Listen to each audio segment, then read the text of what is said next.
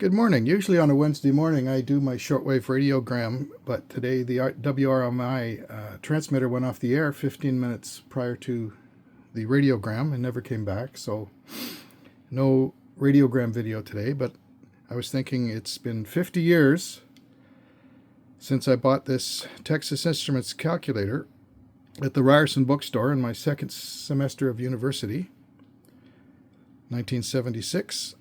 Still works. I've replaced the cells in the battery pack a couple of times, obviously over the years. It's 50 years old, but it still works. You've got 10 digits, plus internally I think it's 12 digits accuracy, precision. So for example, if you do 2, take the square root, you get a number you're very familiar with if you've ever had a scientific calculator. And then if you square that, obviously you get 2. But since this uses higher precision to 12 digits and only displays 10, if I do minus 2, you see that there's 1 digit on the 11th for the showing you the extra accuracy. So it's rounding it off in the display. And you can tell this was a calculator I bought. I think this would have been 1973 or 74 when I was in high school.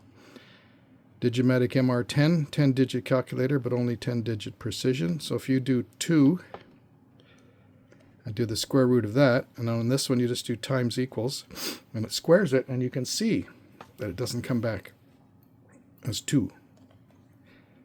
Because it's not quite the same accuracy. And in this calculator, I had a problem. I went dead one time when I was writing an exam. Luckily, I had my slide rule with me. But the end of the power cord had frayed and wasn't charging. So I put an LED in the... after that, I put a little LED in the display that was never there in the original calculator. That way I could tell for sure that it was charging. And it's an awesome machine. Do the sine, do the inverse sine. You get 45, and let's try minus 45 and see what happens there. See, and you get slightly outside of the normal display a 1. So it's more accurate than the 10 digits it displays. It's pretty cool. Degrees and grads, you can use gradients. It's programmable. Stores, I think, 100 program steps. It's a pretty cool calculator, and it still works. Everything still works after 50 years.